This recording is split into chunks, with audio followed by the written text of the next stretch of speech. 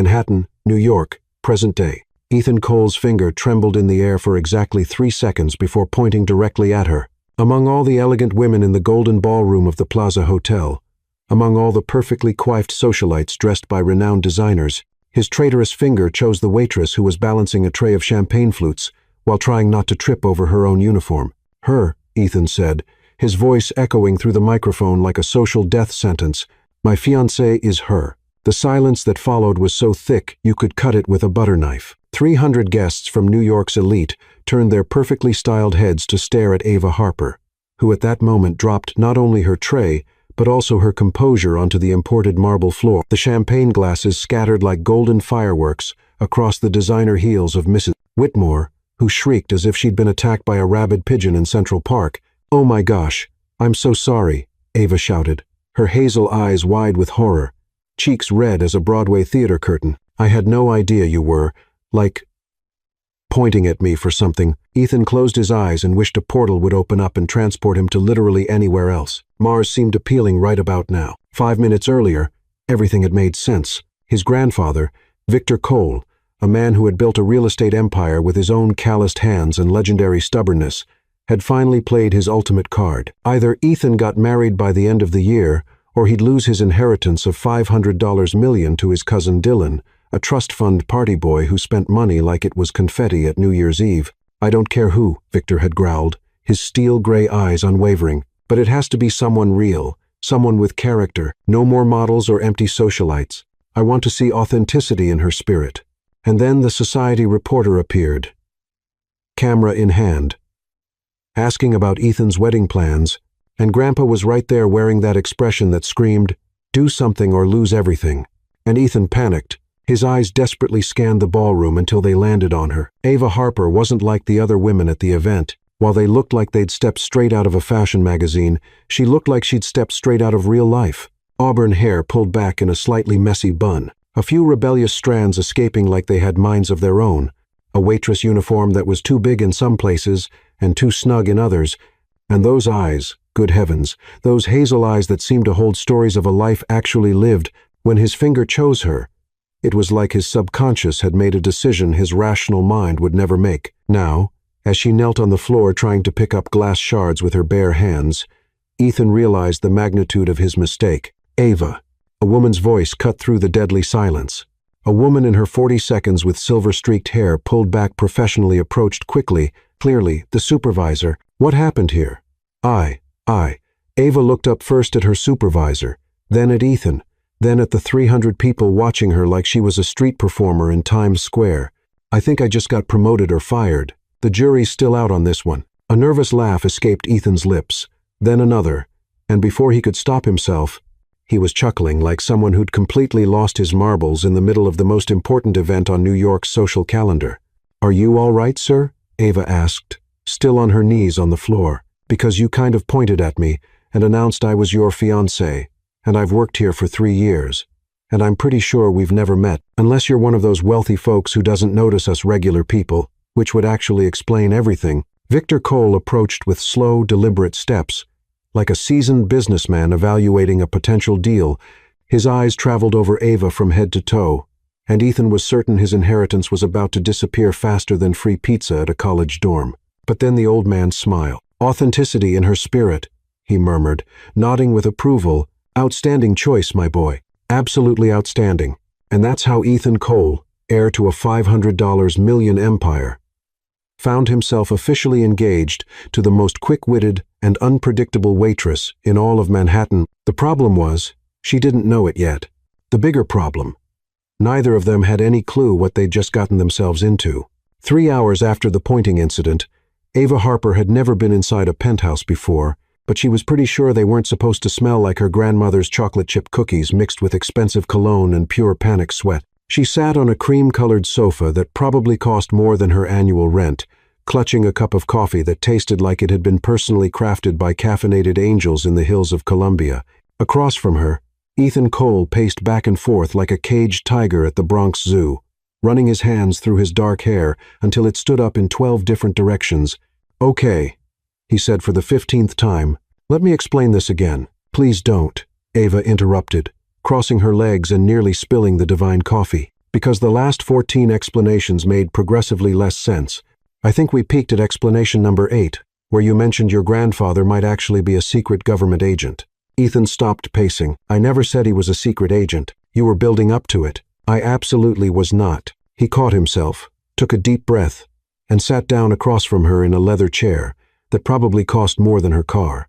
Look, Ava, it's just Ava. Nobody calls me Ava Harper except my landlord when the rent's late and telemarketers. Ava, he corrected, and something about the way he said her name made her stomach do a little somersault. Annoying. The situation is complicated, but the solution is simple. Oh, fantastic. Complicated, but simple. My favorite kind of problem. Like advanced calculus or programming a universal remote. Ethan leaned forward, his blue eyes intense. My grandfather controls a $500 million inheritance. If I don't get married by December 31st, it all goes to my cousin Dylan. And Dylan is, imagine, a golden retriever that learned how to use a credit card and developed a serious shopping addiction. Despite everything, Ava snorted with laughter. That's surprisingly specific. Last month, Dylan bought a yacht. He lives in Colorado. Okay, I'm starting to see the problem. Ethan stood up again, resuming his pacing. So, when that reporter asked about my love life and Grandpa was standing right there with that look that says, produce a fiancé or become financially irrelevant, I panicked and somehow my brain decided you were the solution. Your brain has questionable decision-making skills. Tell me about it. He stopped and looked at her directly. But here's the thing. My grandfather liked you. In 3 minutes of watching you handle a public disaster with humor and grace, he was more impressed than he's been with anyone I've ever brought home. Ava set down her coffee cup with deliberate precision. Okay, so let me get this straight. You want me to pretend to be your fiancé so you can inherit $500 million? That's accurately summarizing the situation. Yes. And what do I get out of this arrangement? Ethan pulled out a leather folder and placed it on the coffee table between them. Full medical coverage for you and your family. $100,000 up front. Another $100,000 when we break up after I inherit. Plus, I'll pay off your student loans. Ava's eyes widened. She opened the folder and stared at the contract inside. The numbers looked like they had too many zeros. How do you know I have student loans? Lucky guess. Most people our age do. She flipped through the pages, her mind racing. With this money, she could finally help her mom with her medical bills. Her little sister could go to the college she'd been dreaming about instead of settling for community college. She could stop working 3 jobs just to survive in New York. There's got to be a catch, she said, looking up at him suspiciously. Rich people don't just hand out money like Halloween candy. The catch is that we have to be convincing. My grandfather isn't stupid, and neither is the rest of my family. We'd need to spend time together, go to family events, make people believe we're actually in love. And how long would this charade last? 6 months. Maybe 7. Long enough to convince everyone it's real, then we can have a mutual breakup after I inherit. Ava leaned back against the impossibly soft sofa cushions. This is insane. Completely. I could be a terrible actress. You handled the champagne disaster like a professional comedian. I think you'll be fine. Your family might hate me. My family hates everyone. Don't take it personally. She stared at the contract again. The number at the bottom seemed to glow like a neon sign. Financial freedom, security, the ability to help the people she loved most. If I say yes, she said slowly, what happens next? Ethan's shoulders relaxed slightly. Next, we figure out how to convince the most suspicious, intelligent, and stubborn man in New York that a billionaire's grandson and a waitress from Brooklyn fell madly in love. I'm from Queens. Actually, see? I don't know anything about you. This should be interesting. Ava picked up a pen from the coffee table and twirled it between her fingers. Okay, Ethan Cole, you've got yourself a fake fiancé.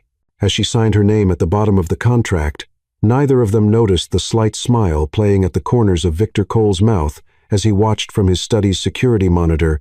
The old man had been in business long enough to recognize when someone was exactly where they were supposed to be, even if they didn't know it yet. 1 week later, Central Park, New York. Ethan Cole had planned what he thought was the perfect fake first date. Romantic, but not too intimate. Public enough to be seen by the right people. Expensive enough to impress his family's spies who were undoubtedly watching from somewhere in the shadows. What he hadn't planned for was Ava Harper showing up in ripped jeans, combat boots, and a vintage band t-shirt that read to be mild in faded letters. You said casual, she said, noting his expression as she approached the boat rental dock. Ethan stood there in perfectly pressed khakis and a polo shirt that probably cost more than her entire outfit combined. "I said casual Manhattan date," he replied, trying not to smile. "There's a difference." "Oh, right. I forgot. Casual for rich people means you only wear one designer label instead of 3. Ethan handed the boat rental attendant his credit card. "For the record, I'm wearing 0 designer labels today." Ava looked him up and down skeptically. "That polo shirt screams Ralph Lauren. It's possible it might be Ralph Lauren, and those shoes are definitely Italian leather." "Okay, fine. Maybe I don't know how to dress casual. Sue me. Don't tempt me. I could use the money."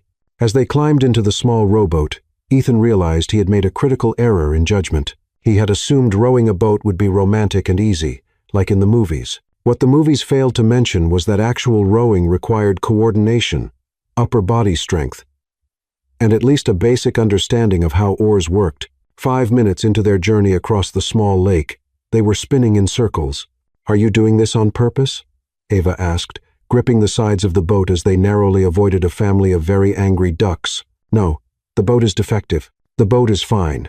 You're rowing like you're trying to drill for oil. I'm doing exactly what the guy at the dock told me to do." "What guy?" "The 1-2-year-old who took your money." Ethan paused mid-row. He said he was 18. "Ethan, that kid was definitely in middle school." They spun around again, this time nearly colliding with an elderly couple who were somehow gliding across the water like they were born on boats. The old man shook his head disapprovingly as they passed. "Okay," Ethan said, setting down the oars. "New plan. We swim back to shore. We talk. Get to know each other, like a real couple would."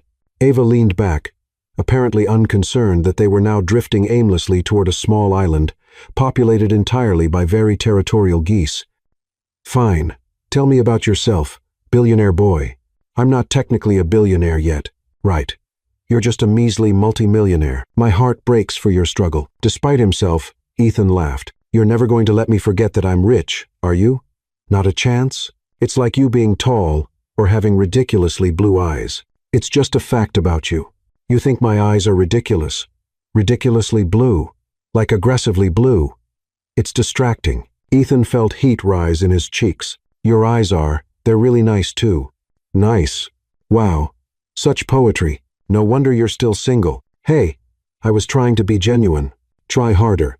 A goose honked loudly from the nearby island, as if agreeing with Ava's assessment. Ethan picked up the oars again, determined to at least get them away from the waterfall jury. "Okay, your turn," he said, managing to propel them forward in something resembling a straight line. "Tell me about the real Ava Harper. The real me is sitting right here making fun of your rowing technique. Come on, I'm serious. What do you do when you're not serving champagne to people who probably don't deserve it?" Ava was quiet for a moment, trailing her fingers in the water. "I write, actually, freelance articles, blog posts, the occasional short story that gets rejected by magazines." "What kind of articles?" "Human interest stuff. Mostly stories about real people doing interesting things. Like the guy who started a community garden in an abandoned lot in Queens, or the teacher who's been buying school supplies for her students for 20 years with her own money." Ethan stopped rowing, genuinely interested. "That sounds amazing. It doesn't pay much. Which is why I also work at the plaza and do social media consulting for small businesses, and sometimes I walk dogs for rich people who are too busy to take care of the pets they bought on impulse." "You walk dogs. Your lifestyle is showing again, Ethan. Yes, some people pay other people to walk their dogs." "No, I think it's great. I never thought about it. Most people like you don't. People like me. People who've never had to choose between paying for groceries or paying for gas." The boat drifted in comfortable silence for a moment. Ethan found himself studying Ava's face. The way she looked at the water, the small scar above her left eyebrow, the way she bit her lower lip when she was thinking. "What's the scar from?" he asked. She touched her eyebrow automatically. "Skateboarding accident when I was 12. My sister dared me to try a trick I had no business attempting." "You have a sister?" "Emma. She's 19, going to college in the fall. Pre-med if she can afford it." "Is that why you took this job? To help with her tuition?" Ava looked at him directly, her hazel eyes serious. "That's part of it. My mom's been sick, and the medical bills are substantial. Emma's brilliant, but brilliance doesn't pay for college, and I want to write full-time someday. But right now, that's a luxury I can't afford." Ethan felt something shift in his chest. A weight he hadn't expected. "I'm sorry. I didn't know. Why would you? We're strangers pretending to be in love for money. It's not exactly a foundation built on deep personal sharing." Before Ethan could respond, their boat bumped gently against the dock. They had somehow managed to complete a full circuit of the small lake without either drowning or being attacked by geese. "Well," Ava said, stepping onto the dock with considerably more grace than Ethan managed, "that was definitely a unique first date experience. Are you saying it was bad?" "I'm saying it was memorable and honestly more fun than most of my real first dates." As they walked back toward the park entrance, Ethan found himself hoping that the photographers his family had undoubtedly hired gotten good shots, not for the sake of the charade, but because he wanted to remember this afternoon. "Same time next week?" he asked as they reached the street. "Same time next week," Ava agreed. "But next time I'm picking the activity, what do you have in mind?" "Something you'll be terrible at." Ethan grinned. "I can't wait." As he watched her disappear into the subway station, Ethan realized that for the first time in years, he was actually looking forward to something. The fact that it involved spending time with his fake fiancée was a complication he wasn't quite ready to examine. 3 blocks away, Victor Cole lowered his binoculars and smiled. His grandson was in more trouble than he realized, and Victor couldn't be happier about it. 2 weeks later, Cole family estate, the Hamptons. Ava Harper had seen wealth before. She'd served champagne to billionaires, cleaned penthouses that cost more than small countries' GDP, and walked dogs whose accessories had higher price tags than her car. But nothing had prepared her for the Cole family estate in the Hamptons. The mansion rose from perfectly manicured grounds like something out of a fairy tale written by someone with serious money issues. Wraparound porches, towering columns, and enough windows to supply a small city. The circular driveway could have accommodated a small airport, and the fountain in the center featured what appeared to be dolphins made of actual marble. "You grew up here?" Ava asked, staring up at the imposing structure as Ethan's BMW crunched to a stop on the gravel. "Summers mostly," Ethan replied, his knuckles white on the steering wheel. "Christmas breaks. Anytime my parents wanted to remind me about family legacy and responsibility to the Cole name. And how did that work out for them?" "Well, I'm currently paying a waitress to pretend to be my fiancée. So, I'd say their parenting strategy had mixed results." Ava unbuckled her seatbelt but didn't move to get out of the car. "Ethan, I have to ask you something, and I need you to be completely honest." "Okay. On a scale of 1 to 10, how likely is it that your family will see right through this and I'll end up accidentally confessing everything before dessert?" Ethan considered this seriously. "Well, my cousin Dylan has the observational skills of a particularly unobservant rock, so he's not a concern. My Aunt Beatrice thinks anyone who makes less than 7 figures annually is basically invisible, so she won't even really look at you closely enough to be suspicious. That's weirdly comforting. My Uncle Harold will try to quiz you about stock portfolios and investment strategies, but he does that to everyone, including the mailman and your grandfather." Ethan was quiet for a long moment. "Grandpa is complicated. He's the smartest person I've ever met, and he has this way of seeing straight through people's pretenses.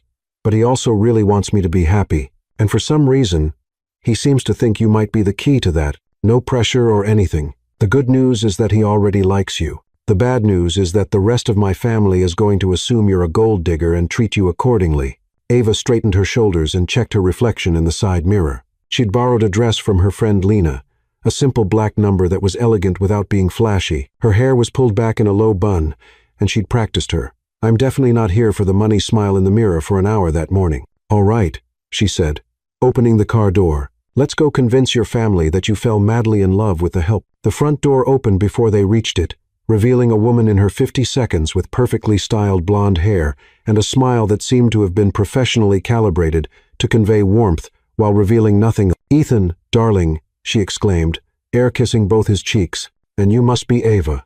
I'm Evelyn Cole, Ethan's aunt." "It's so nice to meet you, Mrs. Cole," Ava replied, offering her hand. Evelyn looked at the offered handshake like it was a particularly exotic species of bug. "Oh, we're huggers in this family, dear." She pulled Ava into an embrace that felt like being hugged by a very expensive mannequin. They were ushered through a foyer that featured a chandelier roughly the size of Ava's entire apartment, and into a living room where the rest of the Cole family had assembled like well-dressed vultures. Victor Cole sat in a leather armchair that looked like it had been designed for royalty, his steel-gray eyes taking in everything with the sharp attention of a man who'd built an empire by never missing a detail. He smiled warmly when he saw Ava, which earned several surprised glances from the other family members. "Ava, my dear," he said, standing to greet her. "Welcome to our home. Thank you for having me. Mr. Cole, your home is absolutely beautiful. Please call me Victor. We're family now, after all." A woman with dark hair pulled back in a severe bun snorted delicately from her position on the sofa. This had to be Beatrice based on Ethan's description. She was examining Ava like a scientist, studying a particularly disappointing specimen. "So Ava," Beatrice said, her voice honey-sweet with an underlying edge, sharp enough to cut glass, "Ethan tells us you work in hospitality."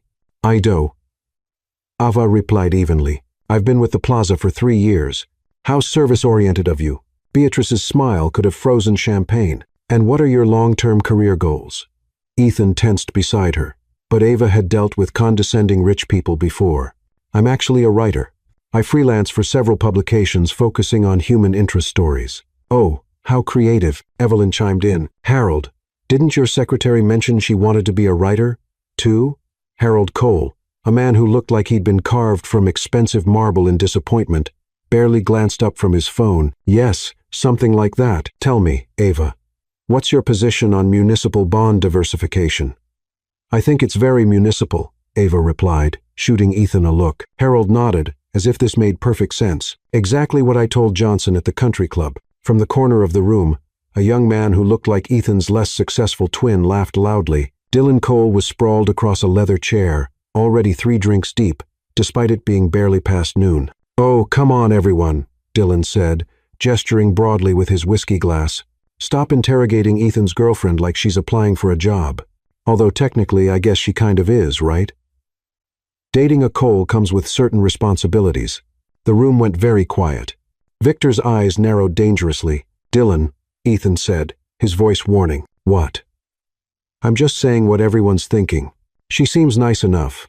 But let's be realistic about the situation here." Ava felt her cheeks burn, but before she could respond, Victor Cole's voice cut through the tension like a blade. "Dylan," the old man said, his tone deceptively calm, "perhaps you'd like to explain exactly what you think the situation is." Dylan, apparently too drunk or too stupid to recognize the danger he was in, waved his glass again. "Come on, Grandpa. She's a waitress from Queens, Brooklyn." Ava corrected automatically, then immediately wished she hadn't. "Brooklyn, whatever. And suddenly, she's engaged to the heir to a $500 million fortune. I'm not saying she's a gold digger." But he shrugged as if the implication was obvious. The silence that followed was so complete that Ava could hear her own heartbeat. She felt exposed like everyone in the room was seeing right through her carefully constructed facade, because Dylan wasn't wrong exactly. She was here for money, just not in the way he thought. "Dylan," Victor said, his voice now carrying the full weight of his authority, "you will apologize to Ava immediately, or you will leave my house." "Grandpa, I'm just now." Dylan looked around the room as if expecting support, but found only carefully averted gazes. Even Beatrice seemed suddenly fascinated by her manicure. "Fine," Dylan muttered. "Sorry, Ava. I didn't mean anything by it." "It's okay," Ava said quietly, though it definitely wasn't. Victor wasn't finished. "Furthermore, Dylan, since you seem to have opinions about who deserves to be in this family, let me share some facts with you. Ava works 3 jobs to support her family. She's putting her sister through college. She volunteers at a community center in Queens on weekends, teaching kids to read. She's written articles that have been published in the New York Times and Washington Post, focusing on stories about people who actually contribute something meaningful to society." Ava stared at Victor in shock. How could he possibly know all of that? Meanwhile, Victor continued, his gaze never leaving Dylan. "Your most significant contribution to society in the past year was buying a yacht that you've used exactly once and nearly sinking it in a marina because you couldn't be bothered to learn basic navigation." Dylan's face had gone completely red. "That's not I mean. The yacht thing was expensive and pointless, much like most of your decisions." Victor finally looked away from Dylan, his expression softening as he turned to Ava. "My dear, I apologize for my grandson's behavior. Some people mistake privilege for character, which is an error I clearly failed to correct in his upbringing." "Thank you," Ava managed, still trying to process how Victor knew so much about her life. Ethan reached over and took her hand, squeezing gently. "Grandpa's right, Dylan. Ava is amazing, and if you can't see that, it's your loss." The touch of Ethan's hand was warm and reassuring, and for a moment, Ava almost forgot they were acting. The The way he looked at her when he said she was amazing seemed so genuine that her heart skipped a beat. "Well," Evelyn said brightly, clearly desperate to change the subject, "shall we move to the dining room? Lunch is ready." As they filed out of the living room, Victor fell into step beside Ava. "I hope you'll forgive Dylan," he said quietly. "He's not malicious, just thoughtless, and perhaps a bit threatened by the idea that someone might earn their place in this family through character rather than birthright." "How did you know all those things about me?" Ava asked. Victor's eyes twinkled. "My dear, when someone is going to become part of my family, I make it my business to know who they really are. I'm quite impressed with what I found." Ava felt a stab of guilt. Victor was being so kind, so welcoming, and here she was lying to him about everything that mattered. "I hope I don't disappoint you," she said, meaning it more than she expected to. "I don't think that's possible," Victor replied with a warm smile. Lunch was a surprisingly pleasant affair, once Dylan had been banished to the pool house to think about his attitude. Beatrice remained coolly polite, asking pointed questions about Ava's background and family connections. But Victor and Evelyn seemed genuinely interested in getting to know her. Ava found herself telling stories about her work at the plaza, her writing, and her family. Ethan jumped in with details about their courtship that were surprisingly believable, describing their first meeting with such romantic embellishment that Ava almost started believing it herself.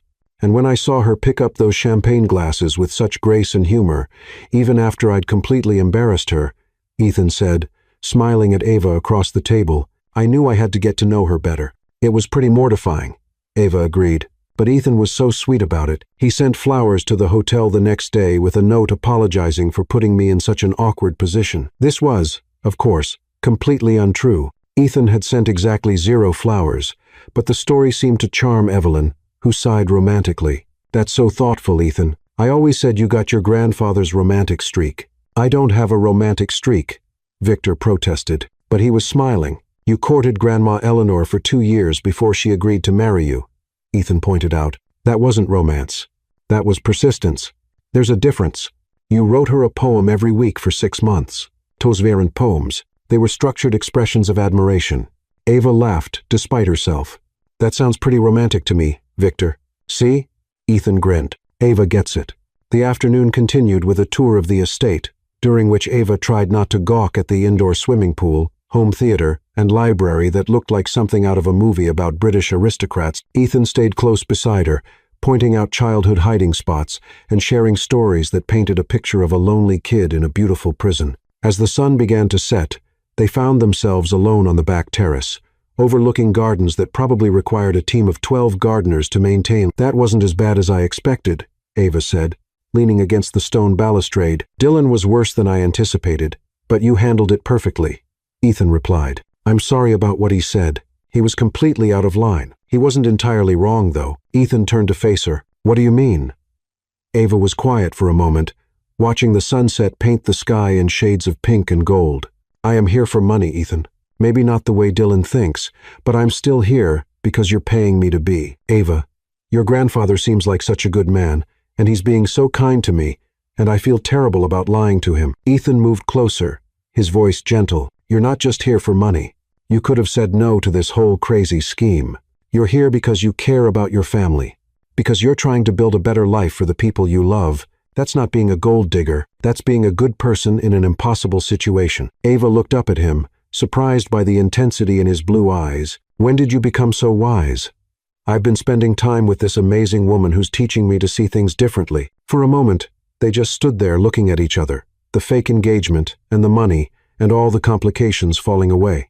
Ava felt drawn to him in a way that had nothing to do with their arrangement and everything to do with the way he made her laugh, the way he listened when she talked, the way he stood up for her when Dylan was being an ass. "Ethan," she started to say, but was interrupted by Victor's voice from behind them. "I hate to interrupt," the old man said, stepping onto the terrace, "but I wanted to have a word with both of you before you head back to the city." They turned to face him, and Ava was struck by how serious his expression had become. "I know this is unconventional," Victor said, "but I wanted to discuss the wedding timeline." Ava's heart stopped. "The wedding timeline. Well, yes. If you're going to be married by the end of the year, we need to start making arrangements. I was thinking perhaps October. That would give us enough time to plan something appropriate without feeling rushed." Ethan and Ava exchanged panicked glances. In all their planning, They had somehow failed to discuss the actual logistics of a fake wedding. "October sounds great," Ethan said weakly. "Wonderful," Victor beamed. "I'll have Evelyn start reaching out to venues tomorrow. I'm thinking we should aim for something elegant, but not ostentatious. Perhaps the botanical gardens or that lovely vineyard upstate that the Ashfords used for their daughter's wedding."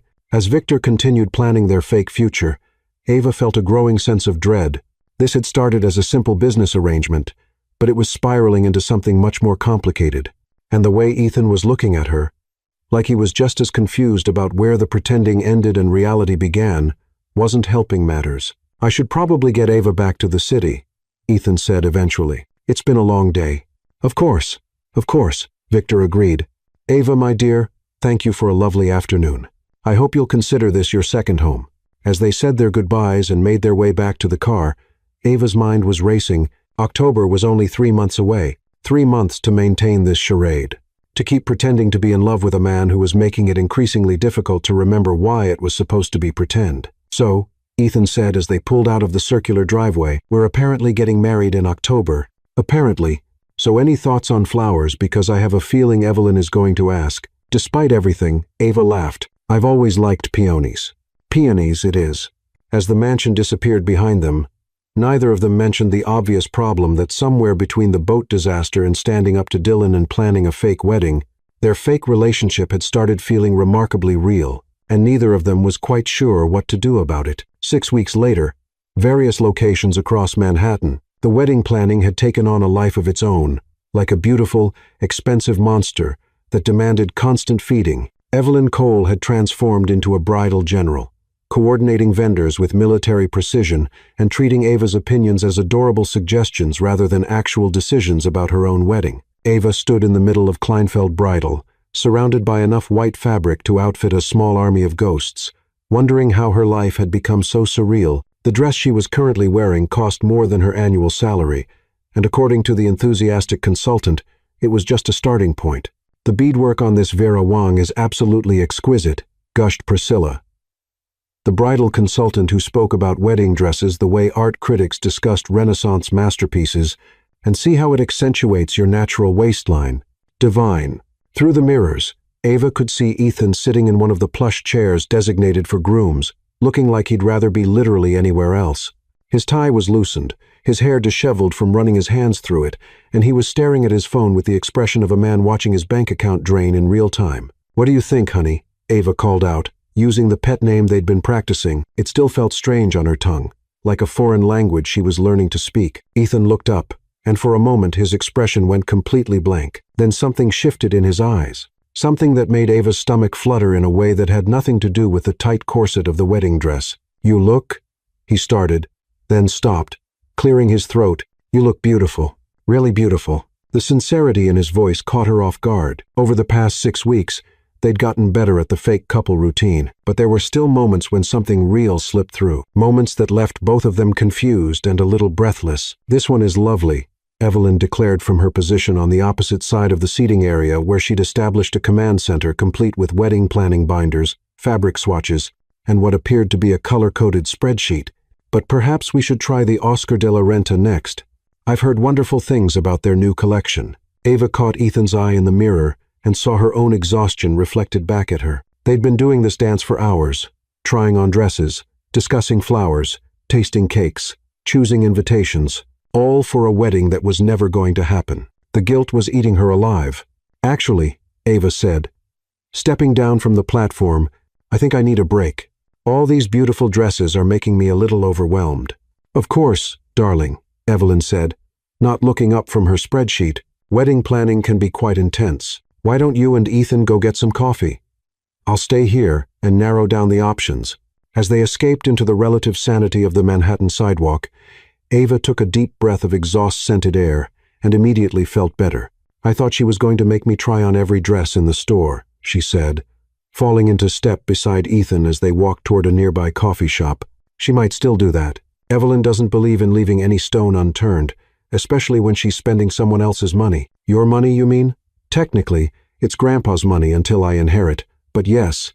Ethan held the door open for her as they entered a small cafe that smelled like coffee beans and possibilities. "Are you okay? You seem I don't know, more stressed than usual.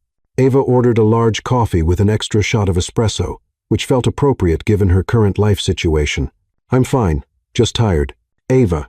Something in his voice made her look at him more closely. Over the weeks, she'd gotten to know his different tones. Playful Ethan, business Ethan, dealing with his family Ethan. This was concerned Ethan, and it made her chest tighten. I'm fine, really, she repeated, but even to her own ears, it sounded hollow. They found a table in the back corner away from the bustle of caffeine-dependent New Yorkers. Ethan leaned forward, his blue eyes serious. Talk to me. What's really going on? Ava wrapped her hands around her coffee cup, using the warmth to ground herself. It's just all of this is becoming very real, isn't it? The dress shopping, the venue booking, the caterer meetings. Your grandfather is so excited about this wedding, and your Aunt Evelyn has probably already ordered the flowers. And that's bothering you? Isn't it bothering you? She countered. We're planning this elaborate, expensive wedding for hundreds of people. And it's all based on a lie. Your family is investing time and money and emotional energy into something that's never going to happen. Ethan was quiet for a long moment, stirring his coffee with unnecessary concentration. I've been thinking about that, too, he admitted, and I don't know what to do about it. He looked up at her, and she saw her own confusion reflected in his expression. 6 weeks ago, this seemed straightforward. Fake engagement, fake wedding planning, real inheritance, clean break. But now I look forward to seeing you every day. I've memorized the way you laugh when you think something is genuinely funny versus when you're just being polite. I know that you tap your fingers on tables when you're nervous and that you have strong opinions about coffee shop music and that you get this little crease between your eyebrows when you're concentrating on something. Ava's heart was doing acrobatic feats in her chest. Ethan, I know we're supposed to be pretending, but somewhere along the way I stopped pretending, at least on my end. He reached across the table and covered her hand with his, tell me I'm not crazy. Tell me you feel it too. The honest answer was yes. She did feel it. She felt it when he texted her good morning every day, even though no one was watching. She felt it when he remembered that she didn't like mushrooms and always ordered pizza with half-plain cheese when they were working late on wedding planning. She felt it when he listened to her stories about her writing with genuine interest, asking follow-up questions that showed he was really paying attention. She felt it when he looked at her like he was looking at her now, like she was something precious and unexpected. But feeling it and acknowledging it were two very different things. This is complicated, she said finally. I know. We have a contract. I know. And your inheritance? Forget the inheritance for a minute. Ethan interrupted. Just tell me how you feel. Before Ava could answer, her phone buzzed with a text message. She glanced at it automatically, then felt the blood drain from her face. The message was from Dylan Cole, and it consisted of 3 photos and a short message.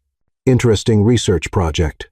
Grandpa might find this fascinating. The photos showed Ava coming out of her apartment building, Ava at her second job walking Mrs. Patterson's poodle, and most damning of all, Ava at the community center where she volunteered with a timestamp from before she'd ever met Ethan. The implication was clear. Dylan had been investigating her, and he'd found something that could destroy everything. What is it? Ethan asked, noting her expression. Wordlessly, Ava handed him the phone. She watched his face go through a series of emotions. Confusion, recognition, and finally cold anger. That son of a high taught himself. Took a deep breath. When did he send this? Just now. Ava's voice came out smaller than she intended. Ethan, if he shows these to your grandfather, he won't. How can you be sure? Because I'm going to talk to him. And say what? Dylan's not wrong.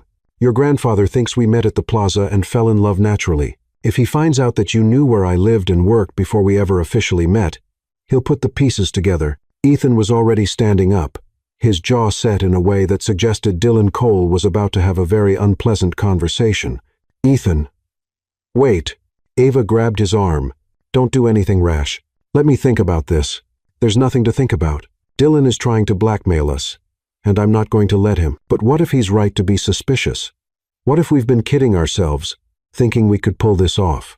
Ethan sat back down, but she could see the tension radiating through his entire body. Is that what you think? That we're kidding ourselves? I don't know what I think anymore. The words came out in a rush. 6 weeks ago, I thought I knew exactly what this was. A business arrangement, a way to help my family and secure my future. But now everything is so confused and I can't tell what's real and what's just us being good at pretending. This feels pretty real to me, Ethan said quietly. But that's the problem, isn't it? We're so busy pretending to be in love that we've convinced ourselves we actually are. But what happens when the pretending stops? What happens when you inherit your grandfather's money and we don't need each other anymore? Ethan leaned back in his chair, running a hand through his hair. I don't know. I wish I had a good answer for that, but I don't. Ava's phone buzzed again. Another message from Dylan. Family dinner tonight. Hope to see you both there. Should be an interesting evening. He's not going to wait, Ava said, showing Ethan the new message. He's going to tell everyone tonight. Then we need to get ahead of this. How? Ethan was quiet for a long moment, thinking. Then his expression shifted, becoming determined in a way that made Ava nervous. We tell them first. Tell them what? The truth, or at least part of it. Ava stared at him like he'd suggested they rob a bank. Are you insane? If we tell your family that this engagement is fake, you lose your inheritance. That was the whole point of this arrangement. Maybe the inheritance isn't worth lying to the people I care about. Ethan, think about what you're saying. That's $500 million. I know how much money it is. His voice was steady, but she could see the conflict in his eyes. But I also know that I can't keep lying to my grandfather. He's been nothing but kind and welcoming to you, and he's genuinely excited about this wedding. If Dylan exposes us tonight, it's going to break his heart. And if we tell him ourselves, it won't? It might hurt less coming from us than from Dylan. Ava felt like the walls of the small coffee shop were closing in on her. I need some air. She stood up abruptly, nearly knocking over her chair in her haste to get outside. The Manhattan sidewalk was crowded with afternoon foot traffic, but she barely noticed as she paced back and forth in front of the cafe. Ethan followed her out, giving her a moment before approaching. Hey, he said gently. Talk to me. I can't do this, she said, turning to face him. I thought I could, but I can't. I can't sit in a room with your family and confess that I've been lying to them for weeks. I can't watch your grandfather's face when he realizes that the woman he welcomed into his home was just there for money. Ava and I can't keep pretending that this she gestured between them, that whatever this is between us is real when it started as a business transaction. Ethan stepped closer, his expression intense. What if it is real? How can we possibly know that we met under completely artificial circumstances? Everything about our relationship has been performance and planning and pretending. How do we separate what's genuine from what's just us being good actors? Maybe we can't, Ethan said. Maybe that's not the point. What do you mean? I mean, maybe it doesn't matter how this started. Maybe what matters is how we feel now. In this moment, when no one is watching and there's no audience to perform for, Ava looked at him. This man who had somehow become so important to her in such a short time, standing there on a busy Manhattan sidewalk with wedding dress, shopping behind them and family dinner ahead of them. She realized that Dylan's threats weren't really the problem. The problem was that somewhere along the way, she had fallen for Ethan Cole, and she had no idea if what she was feeling was real or just the result of 6 weeks of very convincing make-believe. I need to go, she said suddenly. Ava, please, I need to think. I need to figure out what I'm going to say tonight. How I'm going to handle Dylan. What I'm going to do about. She gestured helplessly between them again. We can figure this out together. No, we can't because you're not thinking clearly either. You're willing to give up $500 million rather than hurt your grandfather's feelings, which is either incredibly noble or incredibly stupid. And I can't tell which. Ethan's jaw tightened. So, you think I should keep lying to him? I think you should think about what you're throwing away. That money could change your life. My life doesn't need changing. Yours does. The words hit her like a slap. What's that supposed to mean? It means that you're the one with student loans and medical bills and a sister who needs tuition money. You're the one working 3 jobs just to survive in this city. I could walk away from the inheritance and still be fine. You can't. So now I'm the gold digger that Dylan thinks I am. That's not what I meant. And you know it. Do I? Because right now, it sounds like you think I'm only in this for the money. Aren't you? The question hung in the air between them like a challenge. Ava felt tears prick at her eyes, but she refused to let them fall. 6 weeks ago, yes, she said quietly. 6 weeks ago, I was absolutely in this for the money. But things change, Ethan. People change. Feelings change. Then why are you walking away? Because I don't know if they've changed enough. She took a step back, putting more distance between them. I need to go home. I need to think about what I'm going to say to Dylan and to your family and to myself. Ava, wait. But she was already hailing a taxi. already climbing into the back seat, already giving the driver her address. Through the rear window, she could see Ethan standing on the sidewalk, watching her leave with an expression that looked like heartbreak. As the taxi pulled into traffic, Ava allowed herself exactly 30 seconds to cry. Then she wiped her eyes, pulled out her phone, and started composing a text message to Dylan Cole.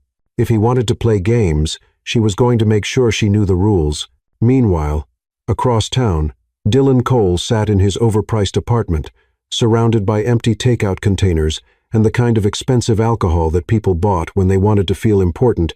The photos he'd taken of Ava were spread across his coffee table like evidence in a crime scene, and his laptop was open to a private investigator's report that had cost him more than most people made in a month. He'd been suspicious of Ava from the moment Ethan had pointed at her in that ballroom. The whole thing was too convenient, too coincidental, and Dylan might not be the sharpest tool in the Cole family shed, but he wasn't stupid either. The timeline didn't add up. According to the PI's report, Ethan had been to the Plaza Hotel dozens of times in the months before the engagement announcement, always for business meetings that could have been held anywhere. The same Plaza Hotel where Ava worked. The volunteering at the community center was interesting too. Ava had been there every Saturday for 6 months, long enough for someone to establish a pattern to learn her schedule. Dylan took another swig of whiskey and studied the photos again. There was something else bothering him. Something beyond the obvious setup of the engagement itself. His grandfather's reaction. Victor Cole was the most suspicious, careful, calculating man Dylan had ever known. The old man had built an empire by never trusting anyone completely, by always verifying information before making decisions. It wasn't like him to welcome a stranger into the family without extensive vetting. Unless he had done extensive vetting, Dylan opened his laptop and pulled up his grandfather's financial records. Records he probably wasn't supposed to have access to. But what was the point of having a trust fund if you couldn't occasionally abuse the privileges that came with it? There it was, buried in the expenses from 2 months ago, a payment to Consolidated Investigations, the same firm Dylan had used to research Ava. Victor Cole had investigated his grandson's fiancée before Dylan had even thought to be suspicious, which meant either Victor had discovered the same inconsistencies Dylan had found and was playing along for his own reasons, or Dylan sat back in his chair, a slow smile spreading across his face, or Victor Cole was orchestrating the whole thing. The old man had been complaining for years about Ethan's lack of direction, his failure to settle down, his reluctance to take on family responsibilities. What if Victor had decided to take matters into his own hands? What if the engagement wasn't Ethan's idea at all? Dylan reached for his phone and scrolled through his contacts until he found the number for the private investigator. Mitchell. The gruff voice answered on the second ring. It's Dylan Cole. I need you to dig deeper on that Mitchell girl. I gave you everything I found. Not on her. On who might have hired her. There was a pause. You think someone else is pulling the strings? I think my grandfather is a lot more manipulative than anyone gives him credit for. Dylan was already formulating a plan, a way to turn this information to his advantage. I want to know every financial transaction Ava Harper has made in the past 3 months. Every payment, every deposit, every coffee purchase, and I want to know if any of it connects back to Victor Cole or Cole Enterprises. That kind of investigation is expensive. I don't care what it costs. It'll also take time. Dylan glanced at the clock on his laptop. The family dinner was in 3 hours. How much time? For the kind of detail you're asking for? A few days? Maybe a week? I need something tonight. Tonight I can get you bank records, maybe credit card statements if she's careless about online security, but the detailed financial forensics will take longer. Do what you can. And Mitchell, this stays between us.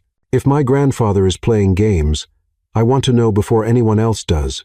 After hanging up, Dylan poured himself another drink and walked to the window overlooking Central Park.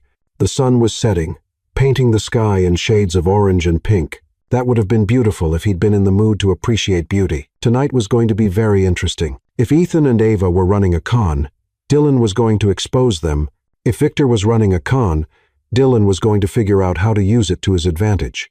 And if everyone was exactly who they claimed to be, well, Dylan was going to be very disappointed in the lack of family drama. He had a feeling disappointment wasn't going to be a problem. Back in Queens, Ava sat in her tiny apartment, staring at her phone and trying to figure out what to say to Dylan Cole that wouldn't make everything worse. Her apartment was a study in careful financial management. Furnished with thrift store finds and hand-me-downs, decorated with plants that cost less than $5 each, organized with the kind of precision that came from not having enough space for mistakes. It was humble, but it was hers, and if everything went sideways tonight, it might be all she had left. Her phone buzzed with a text from Ethan. "Please don't do anything rash. We can figure this out together." Another buzz, this one from Dylan. "Looking forward to our chat tonight. I think Grandpa will be very interested in what I have to share." And then, surprisingly, a third text from Victor Cole himself. "My dear, I hope you'll join us for dinner tonight. There are some family matters I'd like to discuss." Ava set the phone down and buried her face in her hands. 6 weeks ago, her biggest worry had been making rent. Now she was caught in what felt like a high-stakes game of chess, except she wasn't sure who the other players were or what they were all trying to win. The worst part was that her feelings for Ethan were real, even if everything else about their relationship was built on lies. She tried to convince herself that it was just the result of spending so much time together, of being good at playing a role, but lying here in her own apartment with no audience and no performance required, she couldn't deny it anymore. She was in love with him. She was in love with Ethan Cole. And she had no idea if he was in love with her or just with the idea of rebellion against his family's expectations. Her phone rang, startling her out of her thoughts. The caller ID showed her sister's name. "Hey, Emma," Ava answered, trying to sound normal. "Ava, I have amazing news." Her sister's voice was bright with excitement. "I got the scholarship." For a moment, Ava's brain couldn't process the words. "What scholarship?" "The Cole Foundation Scholarship for Pre-Med Students. It's for full tuition plus living expenses for all 4 years of medical school. Can you believe it?" The phone felt like it was going to slip from Ava's suddenly numb fingers. The Cole Foundation. I know, right? I'd never even heard of them before. But apparently they focus on supporting students from underserved communities who are pursuing healthcare careers. The application process was really thorough. They wanted transcripts, essays, financial information, even a home visit. But I guess I impressed them. Ava's mind was racing. The Cole Foundation, home visit, financial information. "Emma," she said carefully, "when did you apply for this scholarship?" "About 2 months ago. The notification letter says they'll be dispersing the first payment next week." "Ava, this changes everything. I can focus on my studies instead of worrying about money, and Mom won't have to stress about how we're going to pay for my education." 2 months ago, right around the time Ethan had started showing up at the Plaza Hotel for business meetings. "Ava, are you there? Aren't you excited?" I'm very happy for you, Em. You deserve this. I have to run. I'm meeting with my advisor to plan my course schedule, but I wanted to share the news with my favorite sister first. I'm your only sister. Details. Love you." After Emma hung up, Ava sat in her quiet apartment, staring at her phone and trying to piece together what felt like an increasingly complex puzzle. Victor Cole had investigated her before the engagement. Emma had received a scholarship from the Cole Foundation. Ethan had been at the Plaza Hotel repeatedly before pointing her out as his fiancée. Either this was an incredible series of coincidences, or Victor Cole had been pulling strings from the very beginning. But why? Ava got up and walked to her laptop. Opening a new browser window, a quick search for Cole Foundation scholarships brought up a professional-looking website with photos of smiling students and detailed information about their mission to support promising young people from disadvantaged backgrounds. She clicked through to the scholarship recipients page and found Emma's photo along with a brief bio describing her academic achievements and career goals. It was dated 3 days ago.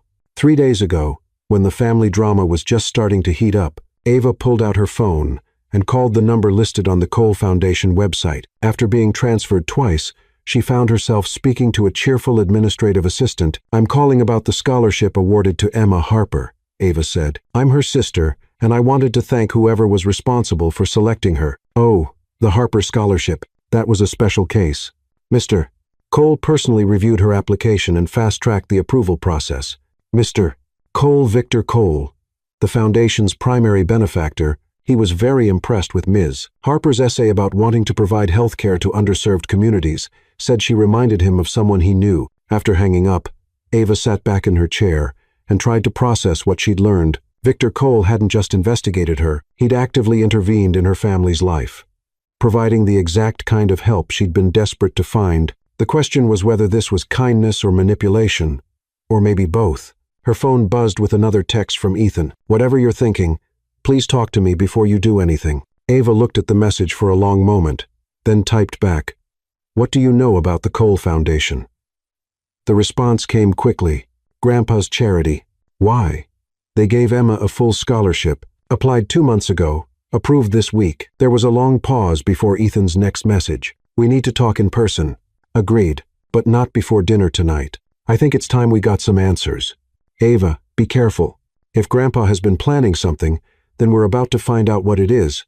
As Ava got ready for what promised to be the most complicated family dinner of her life, she couldn't shake the feeling that she was walking into a trap. The only question was who had set it, and whether she was the hunter or the prey. That evening, Cole family estate, the Hamptons. The dining room at the Cole estate had been transformed into what could only be described as a battlefield disguised as an elegant dinner party.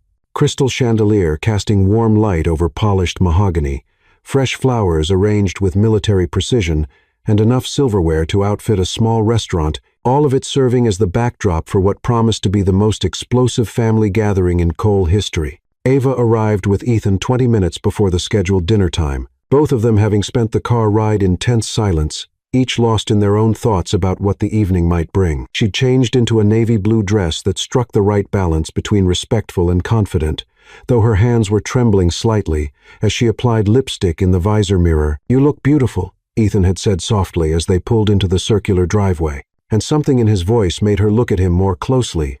There were dark circles under his eyes, and his jaw was set in that way. That meant he was preparing for battle.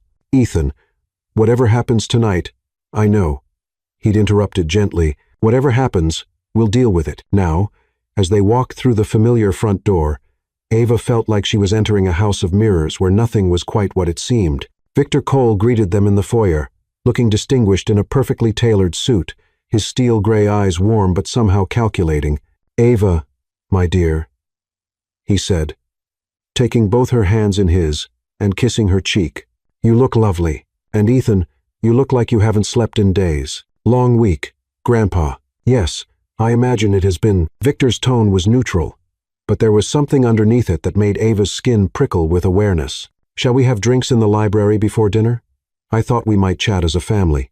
The library was Victor's domain, a room lined with first-edition books and dominated by a massive desk that had supposedly belonged to some railroad baron in the 1800s. Evelyn was already there, nursing a glass of white wine and looking slightly nervous. Beatrice sat in a leather chair near the fireplace, her expression as chilly as always. And Dylan was sprawled in a corner armchair, a tumbler of whiskey in one hand and his phone in the other, looking like a cat who'd caught multiple canaries. "Ah, the happy couple," Dylan said, raising his glass in a mock toast. "Perfect timing. I was just telling everyone about my little research project." Ethan stepped slightly in front of Ava, a protective gesture that didn't go unnoticed by anyone in the room. "Dylan, don't what?" "Share interesting information with the family." Dylan's smile was sharp enough to cut glass. "I think everyone deserves to know the truth, don't you?" Victor moved to the bar cart and poured himself a scotch with deliberate precision. "What truth would that be, Dylan?" "The truth about how Ethan really met his fiancée." Dylan pulled out his phone and started swiping through photos. "See, I got curious about the timeline, so I did a little digging." Ava felt her heart hammering against her ribs, but she forced herself to remain calm. Whatever Dylan had found, panic wouldn't help. "Dylan," Evelyn said nervously, "perhaps this isn't the time." "Oh, this is exactly the time." Dylan stood up, swaying slightly from the alcohol. "Because according to the Plaza Hotel's security logs, which aren't that hard to access if you know the right people, Ethan had been to the hotel 18 times in the 2 months before the engagement announcement, 18 times for business meetings that somehow always happened when Ava was working. The silence in the room was deafening. Ava could feel everyone's eyes on her, could practically hear their thoughts shifting and recalculating. Furthermore, Dylan continued clearly enjoying himself. "Our sweet little Ava has been volunteering at a community center in Queens every Saturday for 6 months. Same community center that received a rather generous anonymous donation from Cole Enterprises about 3 months ago." Ethan's face had gone completely white. "Dylan, you're drunk. You don't know what you're talking about." "Am I?" "Then explain this." Dylan held up his phone, showing what appeared to be bank records. "Explain why Ava Harper received a payment of $50,000 from a Cole Enterprise subsidiary exactly 1 week after your engagement announcement." Ava's world tilted sideways. She hadn't received any payment from Cole Enterprises. Her contract with Ethan was completely separate, handled through his personal attorney. Either Dylan was lying, or someone else was moving money in her name. "That's impossible," she said, finding her voice. "I never received any payment from Cole Enterprises." Dylan's smile widened. "Are you sure about that?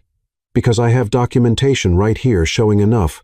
Victor's voice cut through Dylan's theatrics like a blade. The old man hadn't raised his voice, but something in his tone made everyone in the room go silent. "Dylan, sit down." "But Grandpa, don't you want to hear?" "Sit down." Dylan sat, his bravado deflating like a punctured balloon. Victor walked to the center of the room, his scotch untouched in his hand. "I think it's time we all had an honest conversation." "Victor," Evelyn said nervously. "What's going on?" "What's going on, Evelyn? Is that my family seems to believe I'm a senile old man who can be easily deceived." His gaze swept the room, landing on each person in turn. "Dylan, your investigation was thorough, but incomplete. You found pieces of the puzzle, but you failed to see the bigger picture." He turned to face Ethan and Ava directly. "And you two have been so busy trying to fool everyone else that you've been fooling yourselves." Ethan stepped forward. "Grandpa, I can explain. Can you?" "Then please explain to me how you think this all started." Ethan and Ava exchanged glances. There was no point in lying anymore. Dylan had already exposed too much. "I needed to get married to inherit," Ethan said quietly, "and I panicked at the charity event. I pointed to Ava without thinking, and then I offered her money to go along with it." "And you, my dear?" Victor asked, looking at Ava. Ava lifted her chin, meeting his gaze directly. "I needed money for my family, my mother's medical bills, my sister's college tuition. Ethan offered me a way to help them, so I said yes." "I see." Victor nodded thoughtfully. "And at what point did you both realize you were being manipulated?"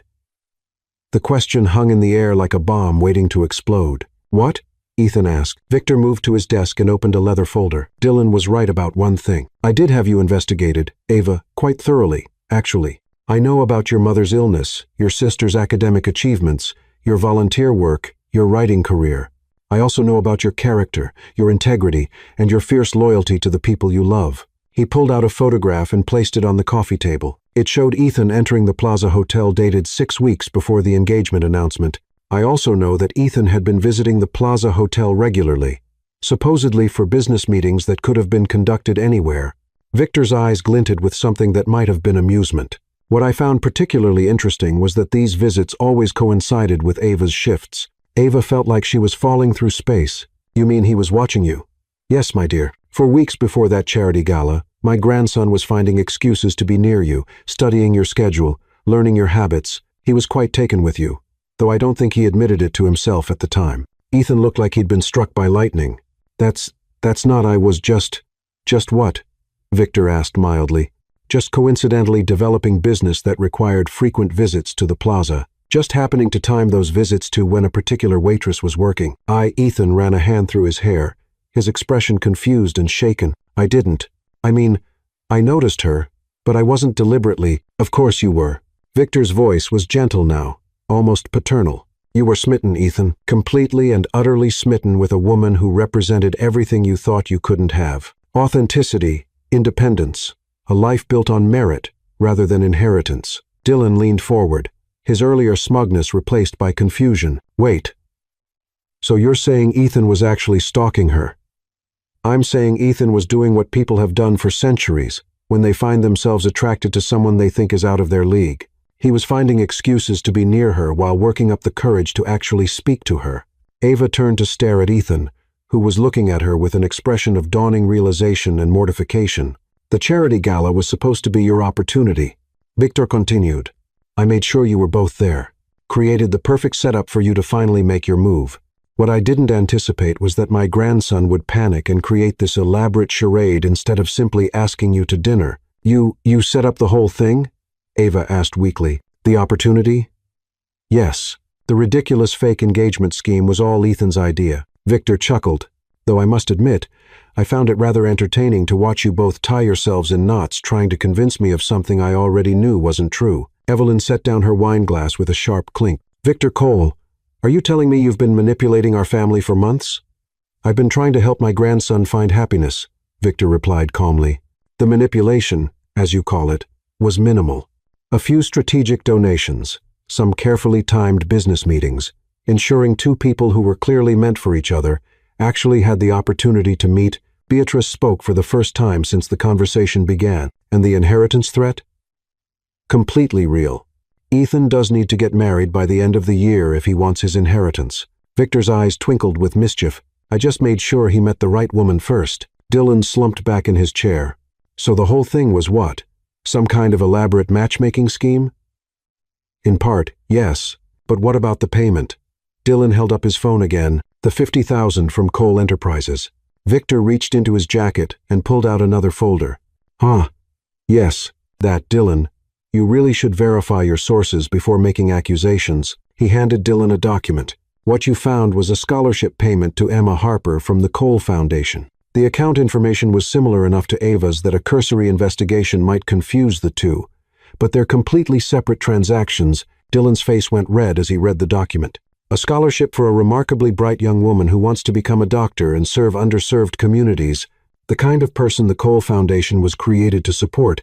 Victor looked at Ava, though I admit the timing of the approval was influenced by my growing fondness for her sister. Ava felt tears prick her eyes. You gave Emma the scholarship because of me.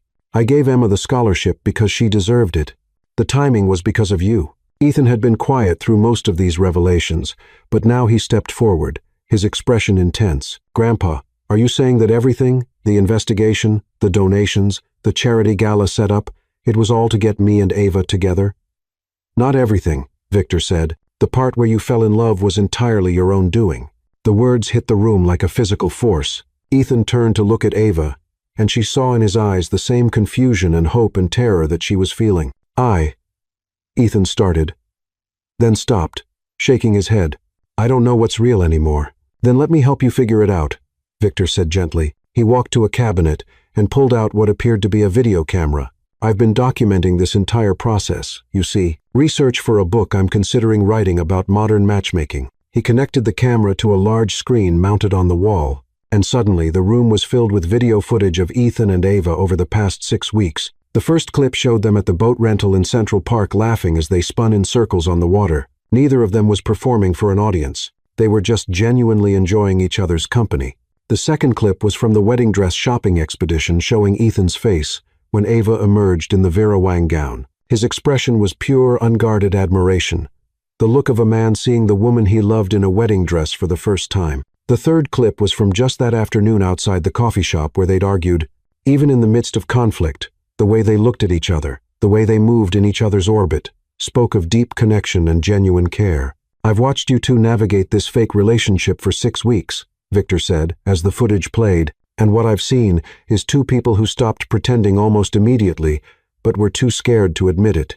On screen, Ethan was reaching out to touch Ava's hand during what was supposed to be a business meeting about wedding venues.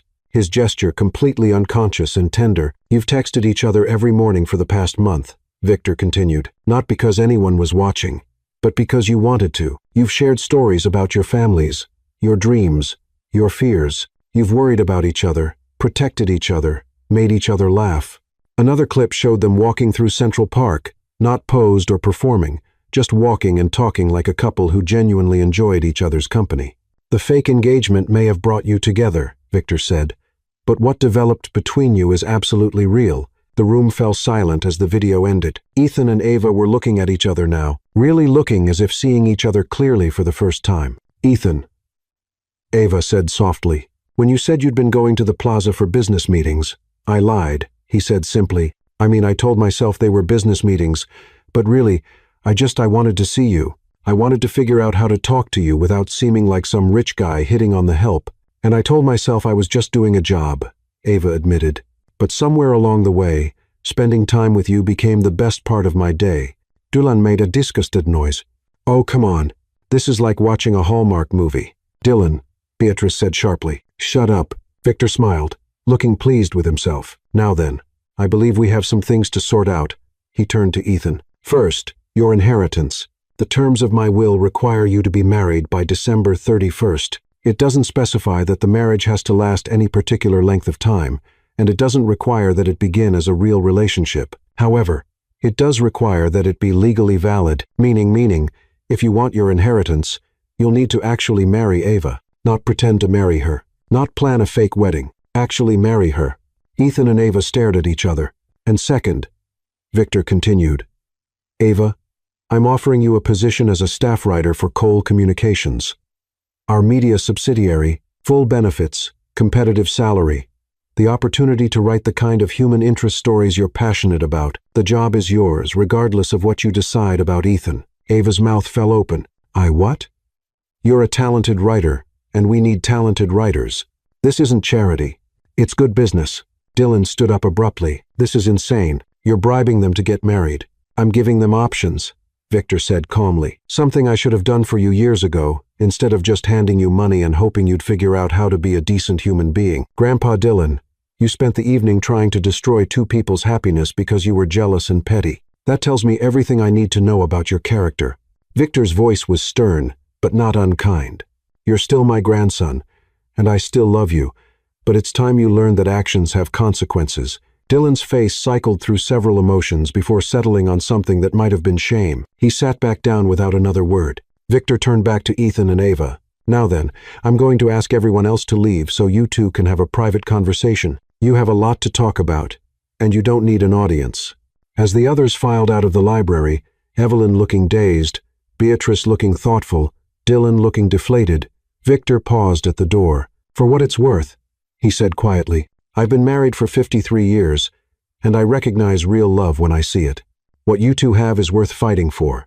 The door closed behind him with a soft click, leaving Ethan and Ava alone in the book-lined room. For a long moment, neither of them spoke. So, Ethan said finally, my grandfather has been playing matchmaker, and we've been idiots pretty much. He moved closer to her, his blue eyes serious. Ava, I need you to know that everything I told you about how I feel, that was real, even if the circumstances weren't. I hoped, but I wasn't sure. She looked up at him, her heart hammering. Ethan, what do we do now? I don't know. I know what I want to do, but I don't want you to feel pressured. The inheritance, the job offer, none of that should factor into your decision. What do you want to do? Ethan reached up and cupped her face gently. I want to marry you. Not for the money, not for the inheritance. Not because my grandfather orchestrated this whole thing. I want to marry you because I love you. The words hung in the air between them, simple and honest and absolutely terrifying. I love you too, Ava whispered. I think I started falling for you during that disaster with the boat, and I've been falling ever since. Ethan's smile was radiant. So, what do you say? Want to turn our fake engagement into a real marriage? Instead of answering immediately, Ava stepped back and looked at him seriously. Ethan, if we do this, it has to be real. Not because of external pressure, or financial incentives, or family expectations. It has to be because we choose each other. Absolutely. And we need time. Real time to get to know each other without all the performance and pretending. How much time? Ava considered this. How about we start with an actual first date?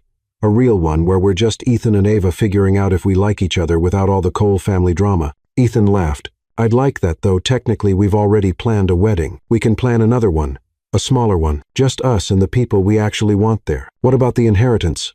Ava grinned. Well, your grandfather did say we have until December 31st. That gives us 4 months to figure out if we're actually compatible when we're not trying to fool anyone. Ethan pulled her closer. I already know we're compatible. Oh, really? How's that? Because you make me laugh. You make me think. You make me want to be better than I am. His voice was soft, sincere, and because even when I thought this was all fake, being with you felt more real than anything else in my life. Ava stood on her tiptoes and kissed him, soft and sweet and full of promise. When they broke apart, she was smiling. So, she said, want to go on a real first date with me, Ethan Cole? I thought you'd never ask. 6 months later, a small chapel in Vermont, the wedding was nothing like the elaborate affair Evelyn had planned. Instead of 300 guests, there were 30. Instead of a ballroom, they were in a rustic chapel surrounded by autumn maples. Instead of a Vera Wang gown that cost more than a car, Ava wore a simple white dress she'd found at a vintage shop in Brooklyn. It was perfect. Victor Cole sat in the front row, looking proud enough to burst. Beside him, Evelyn dabbed at her eyes with a lace handkerchief, having fully embraced the role of doting grandmother-in-law. Even Beatrice had softened, particularly after Ava had written a beautifully researched article about the Cole family's philanthropic history for the Times. Dylan was there, too. Surprisingly, He'd spent the past 6 months in what Victor called character rehabilitation, which involved working entry-level jobs at various coal enterprises and learning what it meant to actually earn his place in the family. He looked healthier, happier, and significantly more humble. Emma Harper sat with Ava's mother, both of them crying happy tears. The scholarship had allowed Emma to focus on her pre-med studies, and she was already excelling in her classes. Their mother's medical treatments were progressing well, the financial stress lifted from their shoulders, as Ethan and Ava exchanged vows they'd written themselves, promising to choose each other every day, regardless of external circumstances. Victor smiled to himself. Sometimes, he reflected, the best way to get what you wanted was to create the right conditions and then get out of the way.